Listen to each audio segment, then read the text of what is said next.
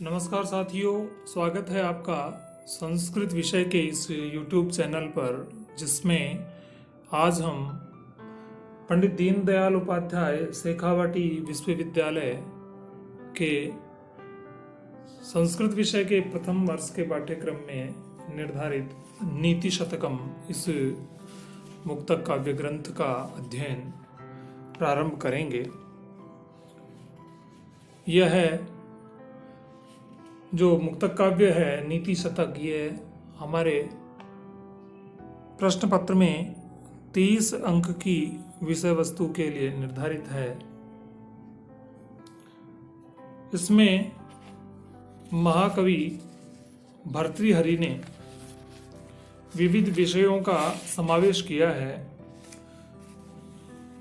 ये हमारे क्यों चलाया गया है, इसका सीधा सा कारण है कि हमें नीति शास्त्र में भी पारंगत होना चाहिए, क्योंकि नीतिज्ञ अपने जीवन में हमेशा सफल होता है, क्योंकि व्यक्ति के नीति और सिद्धांत जब तक निर्धारित नहीं हैं तब तक उसका जीवन सार्थक होना संभव नहीं।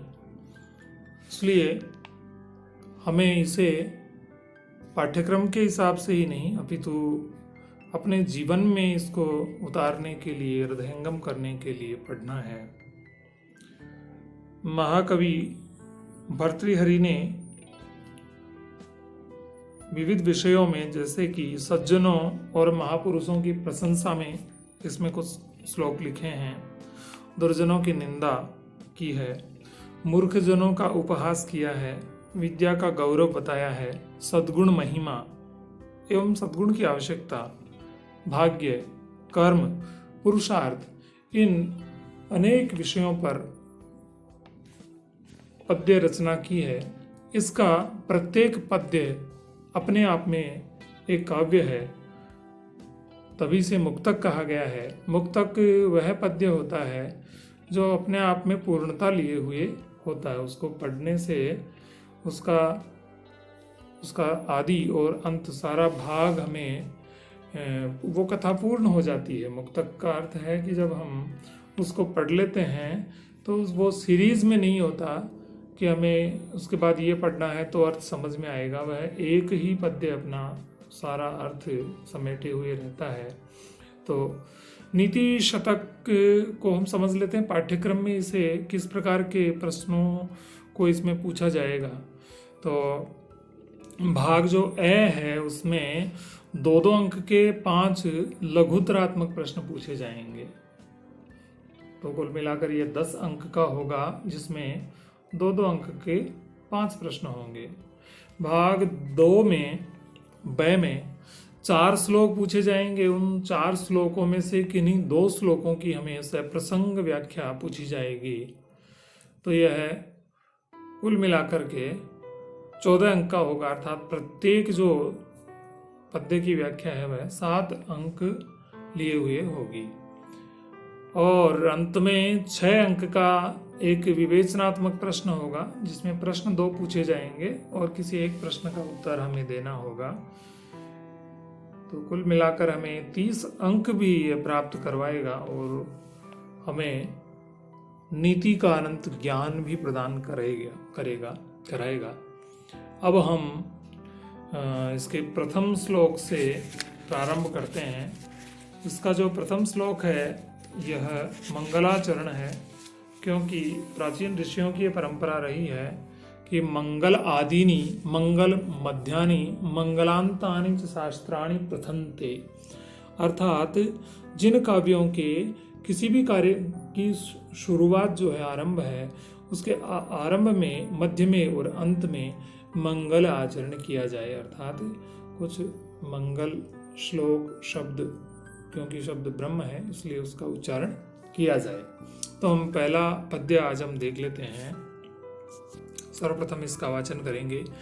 दिक्कालाद्यनवच्छिन्ना नंद चिन्मात्र मूर्तये स्वानुभूत्येकमानाय नमः शांताय तेजसे।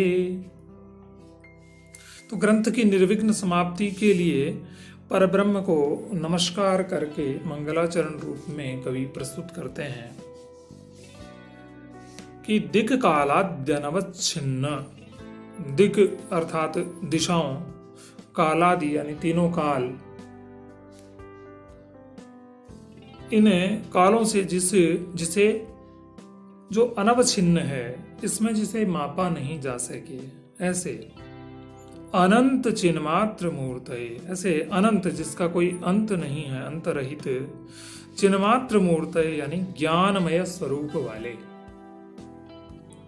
स्वानुभूतेगमानाय, जो अपना अनुभव एकमात्र प्रमाण की योग्य है, जिसे केवल अनुभव किया जा सकता है, अपने आप में अनुभव करके ही हम परमात्म तत्व की उपस्थिति का पता लगा सकते हैं। शांताय, पूर्ण शांतमय कल्याण करने वाले, तेज से ज्योति स्वरूप उस परमात्मा के लिए नमः, नमस्कार है, अर्थात मैं उन्हें नमस्कार करता हूँ। पूर्व, पश्चिम आदि जो 10 दिशाएं हैं, और जो भूत, भविष्य और वर्तमान, ये तीनों जो काल हैं, उनसे जो अपरिमेय है, जो उन तीनों कालों और 10 दिशाओं से जो परे है, जो अविनाशी है, चैतन्य स्वरूप है, और अपने अनुभव मात्र से जो जानने योग्य है, जान सकने योग्य है, अर्थात जिसे केवल अपने अनुभव से ही जाना जा सकता है, ऐसे शांतमय तेजस स्वरूप पर ब्रह्म के लिए मेरा नमस्कार है। इस प्रकार से भर्तृहरि हरि जी ने इस प्रथम श्लोक में, जो कि अनुष्टुप छंद में लिखा गया है, मंगलाचरण प्रस्तुत किया है। अब दूसरा जो श्लोक है वह मूर्ख पद्धति का है, अर्थात मूर्ख लोग कैसे होते हैं उनके बारे में कहा है। मूर्ख पद्धति है, प्रारंभ हो रही है कि बोद्धारो मत्सरग्रस्ता प्रभवः स्मय दूषिताः अबोधोपहताश्चान्ये जीर्णमंगे सुभाषितम्, अर्थात जो बोद्धार है यानी विद्वज्जन, बुद्धि वाले, वो मत्सरग्रस्ताः, वो द्वेष, ईर्ष्या इत्यादि से पीड़ित हैं। प्रभवः यानी जो प्रभावशाली लोग हैं, राजा है, अधिकारीगण हैं, वे स्मय दूषिताः, वो स्मय का मतलब है घमंड से, अहंकार में चूर हैं। अन्य दूसरे जो लोग हैं वो अबोधोपहताः, अबोध के कारण, अज्ञान से वो भरे हुए हैं। तो सुभाषितम यानी कि हितकारी वचन, अंगे यानी कहने वाले के मन में ही, जीर्णम मर गया है, अर्थात गल गया है। बुद्धिशाली जो विद्वान लोग हैं वो द्वेष और ईर्ष्या से पीड़ित हैं।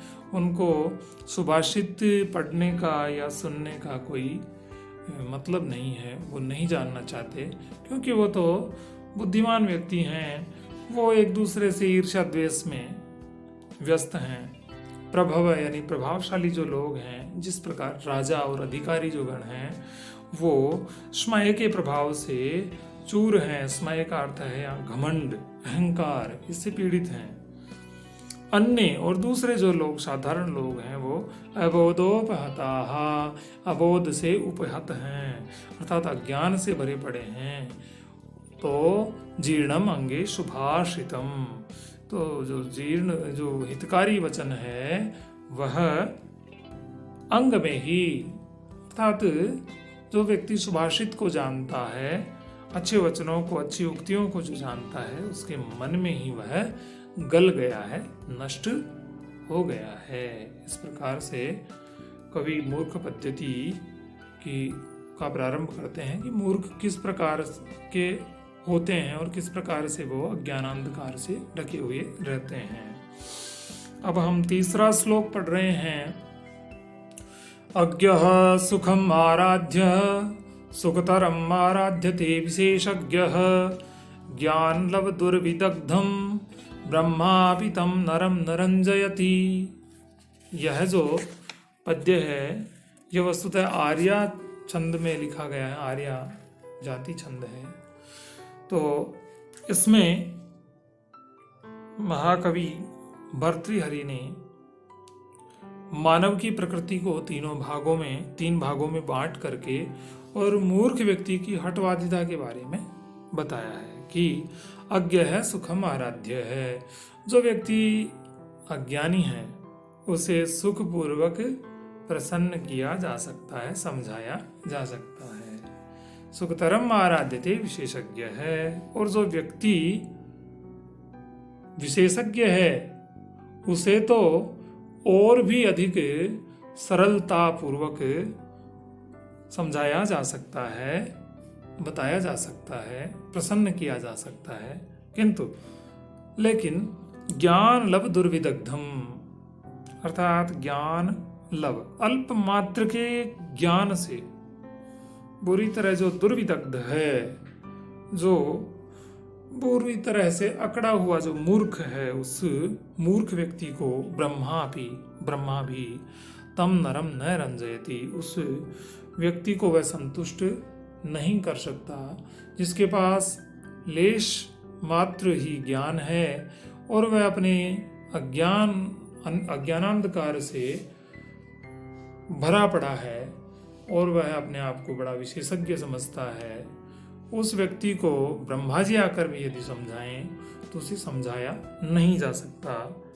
यद्यपि सामान्य व्यक्ति जो अज्ञानी है उसे समझाया जा सकता है और जो विद्वान व्यक्ति है, विशेषज्ञ व्यक्ति है, उसे और भी अधिक सरलता से समझाया जा सकता है। लेकिन भर्तृहरि जी कहते हैं कि जिसे अपने थोड़े से ही ज्ञान पर घमंड हो गया है, वैसे अहंकारी व्यक्ति को ब्रह्मा भी नहीं समझा सकते। तो हम अगली कक्षा में पुनः नीति शतक के अग्रिम श्लोकों को लेकर उपस्थित होंगे। धन्यवाद। जयतु संस्कृतम, जयतु भारतम।